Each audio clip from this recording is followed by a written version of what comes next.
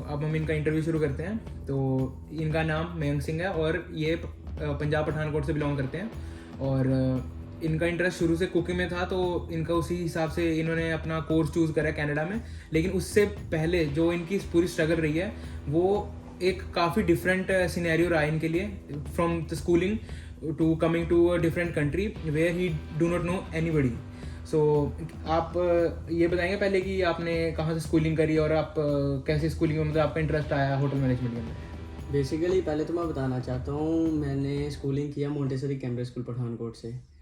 और उसके वहाँ पे एक्चुअली कुकिंग का चलता था प्रोग्राम, तो मेरे को शुरू से कुकिंग में इंटरेस्ट था, इसलिए मैंने होटल मैनेजमेंट अपनी लाइन चूज़ की, जिसके लिए मैंने इंटरनेशनल कंट्री चूज़ की फॉर एज ए इंटरनेशनल। एक तो इनका स्कूल भी काफ़ी मतलब लाइक नोन स्कूल है उस एरिया का, तो ऑब्वियस ही बात है कि बच्चों को वो एक्स्ट्रा करिकुलर एक्टिविटी सिखाते होंगे, जिससे इनका इंटरेस्ट कुकिंग में आ गया। और इन्होंने तो फिर आपने कनाडा ही क्यों चूज़ करा? कि आपने और कोई कंट्री भी देखा था? हाँ, मैंने और भी कंट्री देखा था। पहले एक्चुअली मेरा ब्रदर वहाँ पे रहते, कज़न रहता है ऑस्ट्रेलिया में, तो मैंने ऑस्ट्रेलिया के लिए प्लान किया था। पर due to covid reason Australia government ने कह दिया था कि हम एक भी इंटरनेशनल स्टूडेंट नहीं एंटर करने देंगे, इसलिए मैंने वहाँ से प्लान ड्रॉप कर दिया एज 1 ईयर स्ट्रगल लेने के बाद। ओके, फाइल ड्रॉप कर दी। हाँ, ये काफ़ी ऑलमोस्ट 2 ईयर्स जो ऑस्ट्रेलिया का सारा स्टूडेंट ट्रैफिक था वो कनाडा या यूएस की तरफ रीडायरेक्ट हो गया था, बिकॉज ऑस्ट्रेलिया ने अपने बॉर्डर बंद कर दिए थे। तो अभी हम डीप डाइव करते हैं और इनके स्ट्रगल के बारे में देखते हैं कि बेसिकली मोस्ट ऑफ द हमें पता है कि हर स्टूडेंट यहाँ पे आइल्स करके आता है, लेकिन इनका थोड़ा सिनेरियो अलग था। इन्होंने पीटी करी थी बिकॉज ये ऑस्ट्रेलिया के लिए प्रिपेयर करे थे। क्या मैं सही हूँ? हाँ, ये आप सही है। हाँ, और पीटी मतलब ऐसा होता है कि कनाडा वाले स्टूडेंट्स कम प्रेफर करते हैं, because most of the colleges जो है वो पीटी एक्सेप्ट नहीं करते। So why do you choose PT over IELTS? Because आप आइल्स भी दे सकते थे, बिकॉज लेवल तो ऑलमोस्ट सेम ही होता है। बात वो नहीं है, बात मैंने ऑस्ट्रेलिया जाना था, इसलिए मेरे ब्रदर ने पीटी की थी, तो मैंने भी प्लान किया कि पीटी वहाँ पे एक्चुअली ज़्यादा प्रेफर करते हैं ऑस्ट्रेलिया में एज़ कम्पेयर टू आइल्स। तो मैंने पीटी की थी। जब मेरा प्लान ड्रॉप हो गया तो फिर मैंने सोचा कि मैं अगेन अब फिर से क्यों प्रेपरेशन करूँ, इसलिए फिर मैंने एक एजेंट से कंसल्टेंसी ली। उसने मेरे को कहा कि आप पीटी में भी लगा सकते हो, most of the students apply करते हैं और उनका आ भी जाता है वीज़ा।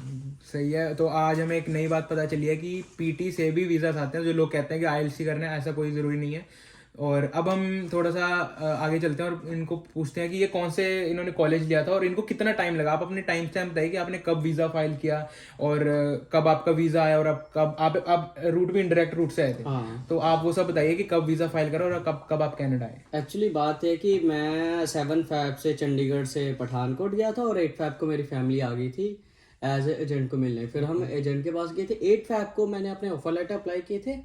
और मेरे पास नियर अबाउट 23 फ़ैब को मेरे पास ऑफर लेटर आ गया था। और मैंने नियर अबाउट 30 फ़ैब को अपनी कॉलेज फीस और 2 अप्रैल को अपनी GIC सबमिट कर दी थी। और फाइल मैंने 4 अप्रैल को लगा दी थी, और जिससे कि मेरा 19 अप्रैल को बायोमेट्रिक हुए थे और 6 अगस्त को मेरे पास वीज़ा आ गया था।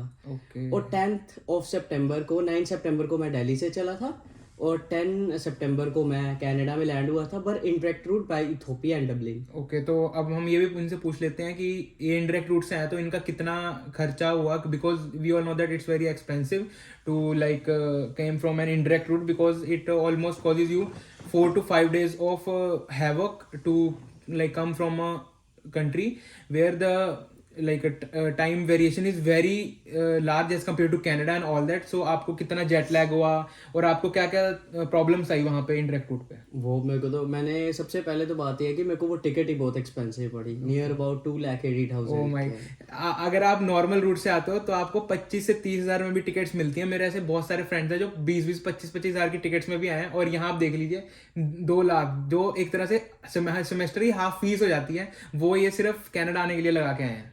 जी, तो आपको रूट का मतलब कैसे क्या एक्सपीरियंस रहा? रूट को तो पहले ये एक्सपीरियंस रहा कि वो जैसे हम इथियोपिया में गए, वहाँ की हमारी लैंग्वेज नहीं मेंटेन करती।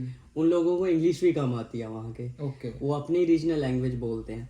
एक तो वो आया, एक तो जब हम आ रहे थे तब तो ये भी पक्का नहीं था कि हम वहाँ पे पहुंचेंगे कि नहीं पहुंचेंगे, क्योंकि नियर अबाउट 16 to 17 स्टूडेंट उन्होंने इथियोपिया में उतार लिए थे। जिसके कारण हमारी फ्लाइट 2 घंटे लेट हुई थी उनके बैग फिर से वापस उतारने के लिए। हाँ, तो मतलब काफी खतरों का सामना करके पहुंचे हैं यहाँ पे।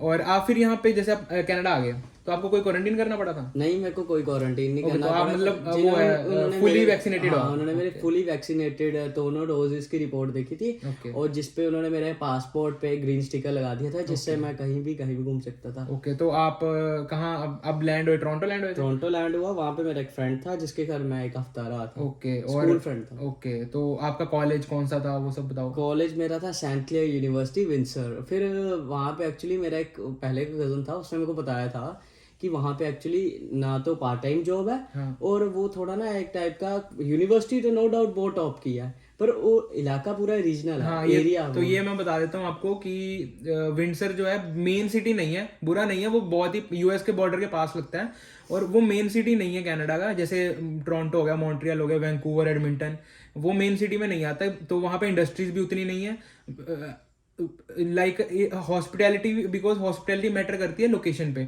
And if the population is not that great over here, so आपको उतनी अपॉर्चुनिटीज भी नहीं मिलेंगी जो कि आपको इन मेट्रोपॉलिटन सिटीज में मिल जाएंगे, बिकॉज उतने ज्यादा उनकी चेन्स होती हैं होटल्स की इन सिटीज में। तो इसलिए I think Windsor was a bad choice for you, that's why आपने, इन्होंने कॉलेज भी चेंज करा फिर आके, उसके भी हम प्रोसेस पता करेंगे।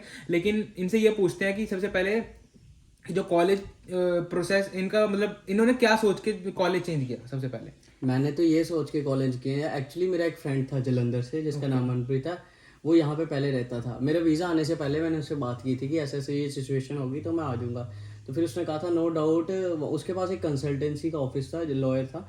फिर मैंने उनसे बात की और उन्होंने मेरी हेल्प की, पर मैंने रिफंड खुद लिया था अपने कॉलेज से। तो हाँ, और इसमें भी ये है कि इनको 50% ही फीस रिफंड हुई, लाइक 1 ईयर की जो हम फीस अपनी डिपॉजिट करके आते हैं इंडिया से, तो उसमें से 50% इनको फीस वापस मिली है। बाकी जो है अभी कॉलेज ने रिवोक कर रखी है, वो भी अभी हम प्रोसेस शुरू करने वाले हैं कि शायद वो भी हमें मिल जाए, लेकिन 50% इनको फीस वापस मिली है अपनी।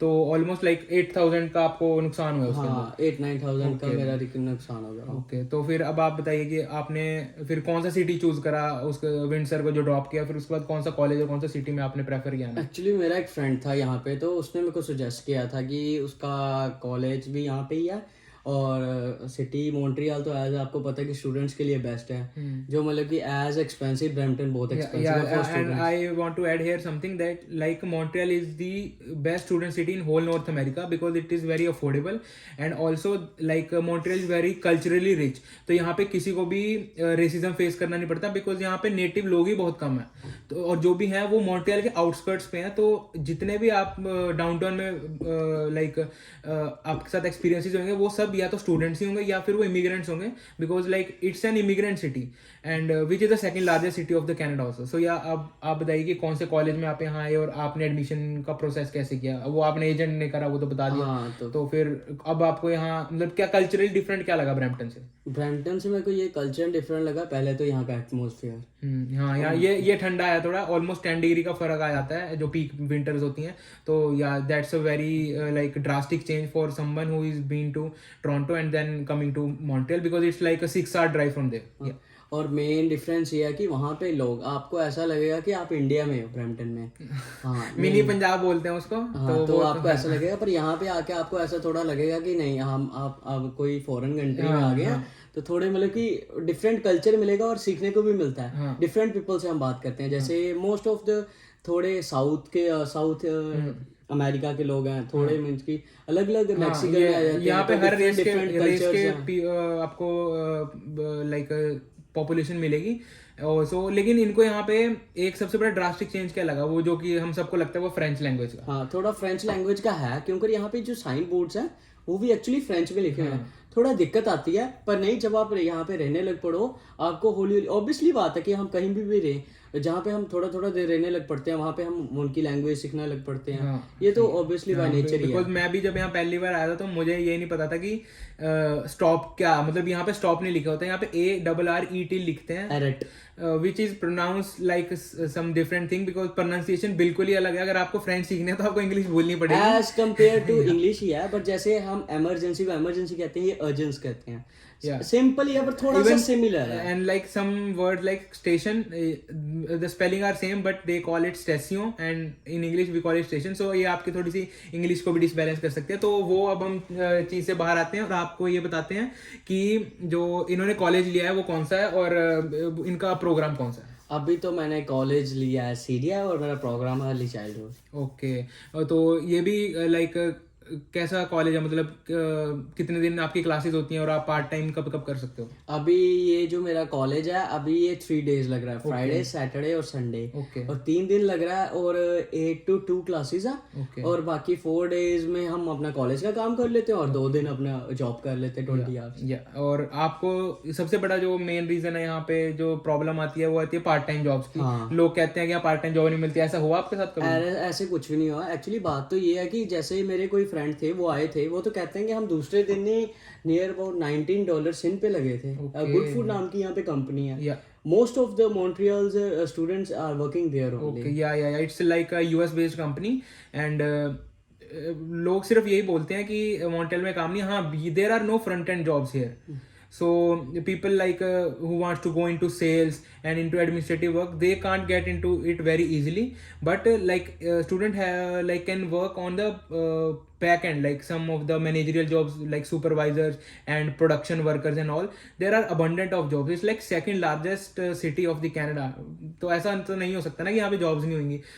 टाइप्स ऑफ जॉब्स डिफरेंट हैं, बिकॉज ब्रैम्पटन में आपको फ्रंट डेस्क जॉब बहुत आसानी से मिल जाएंगी, यहाँ पे वो मिलना थोड़ा मुश्किल है। और सेकंड, क्या आपका ऑन कैंपस जॉब अभी CDI प्रोवाइड कर रहा है?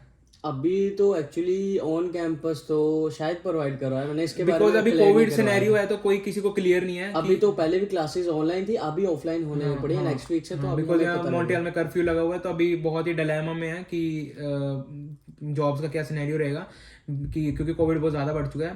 तो यही थी इनकी जर्नी, जो एक बहुत ही वियर्ड जर्नी थी, बिकॉज बहुत कम लोग होते हैं जो PT करके कनाडा आते हैं। और इनका तो लाइक एक ये भी प्रोसेस था कि इन्होंने कॉलेज भी चेंज करा अपना, तो इट्स लाइक ये जो आपने कॉलेज CDI लिया था ये भी PT के बेस पे लिया था। सो लाइक दिस इज ये वेरी मेरा थर्ड टाइम कॉलेज चेंज है। पहले मेरा ऑस्ट्रेलिया ग्रिफिथ था, Yeah. वहां से रिफंड लिया, फिर Yeah. सेंट क्लेयर, फिर वहां से रिफंड लिया, अब CD। तो आप ये देख सकते हैं कितनी लाइक कंबरसम जर्नी रही होगी इनकी, कि इन्होंने इतनी बार चेंजेस किए हैं। तो वही ये सब कहते हैं कि हार मत मानिए, IELTS नहीं होता, PT भी कर लीजिए। अगर PT भी हो जाता है तो कोई प्रॉब्लम नहीं आती। और इनकी फाइलिंग भी SDS कैटेगरी में हुई थी। काफी लोगों को प्रॉब्लम रहती है कि नॉन SDS लगाना पड़ता है, लेकिन नहीं, वो SDS कैटेगरी में हुई थी। टाइम इनको इसलिए ज्यादा लगा वीजा प्रोसेसिंग के लिए कि क्योंकि उस टाइम कोविड आ गया था इंडिया सभी के लिए में, बायोमेट्रिक भी काफी लेट हुए हैं।